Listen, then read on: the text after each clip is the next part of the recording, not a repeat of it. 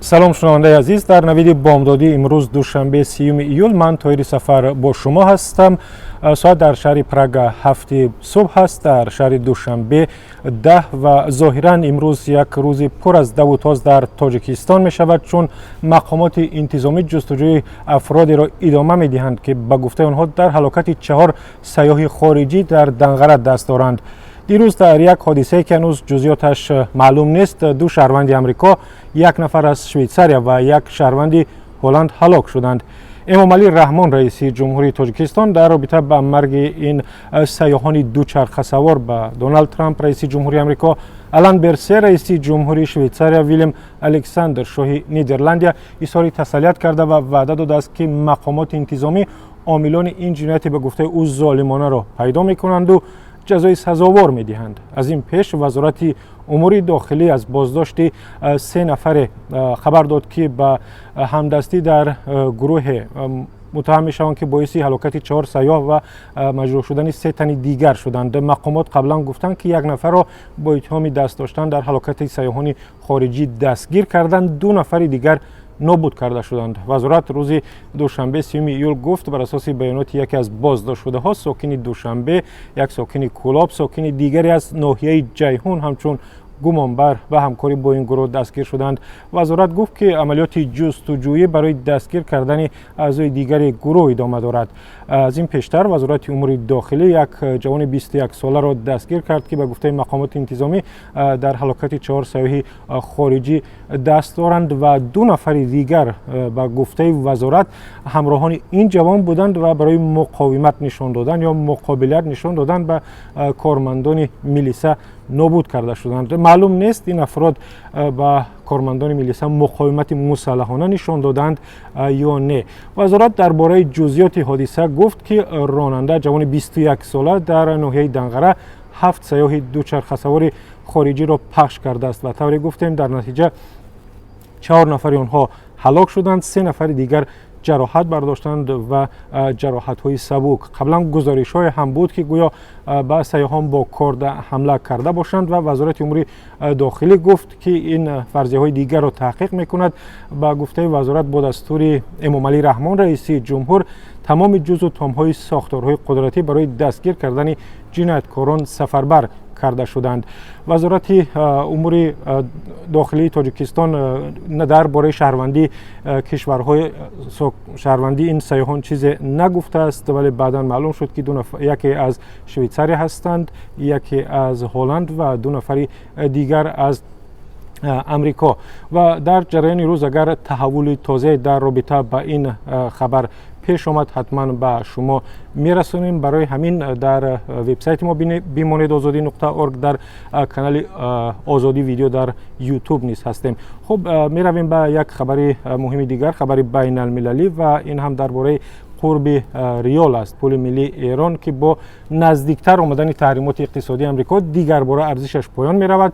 روز 29 ایول 1 دلار آمریکایی با 112,000 ریال برابر شد. از این پیشتر 1 دلار را در عوض 98,000 ریال می خریدند. به قرب شوی ریال بعد از آن صورت گرفت که دونالد ترامپ رئیس جمهوری آمریکا اعلان کرد ایالات متحده از سازش اتمی سال 2015 با ایران خارج می شود و ماه‌های آگوست و نوامبر تحریمات سختی پیشین آمریکا بر ضد ایران را برقرار می کند. خب برمیگردیم به تاجیکستان و خبر دیگر از تاجیکستان این است که دادگاه شهر تورسونزاده یک ساکن این شهر را برای کافر نامیدن نمایندگان حکومت شهر و مقامات انتظامی به 3 سال زندان محکوم کرده است.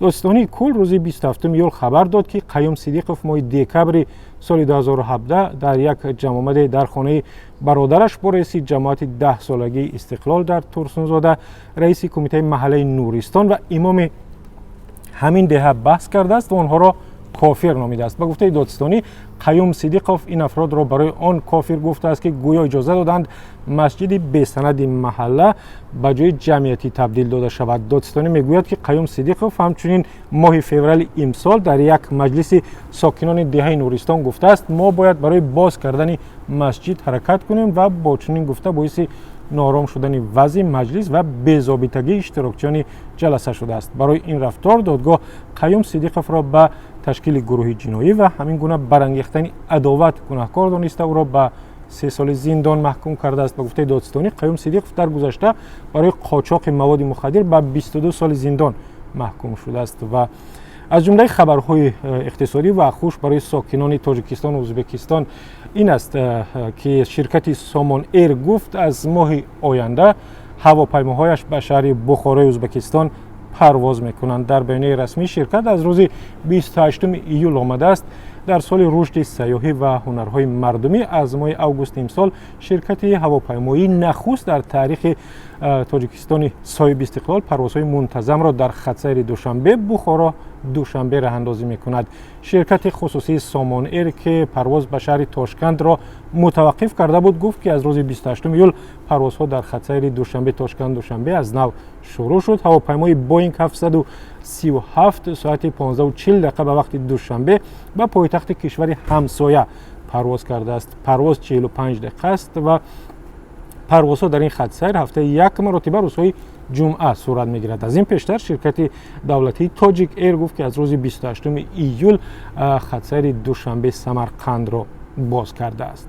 و در پایان نوید بامدادی خبری ورزشی و درباره کامرانشاه و دو پهلوان دیگر از تاجیکستان که متاسفانه از خرواتیا بی مدال برمیگردند.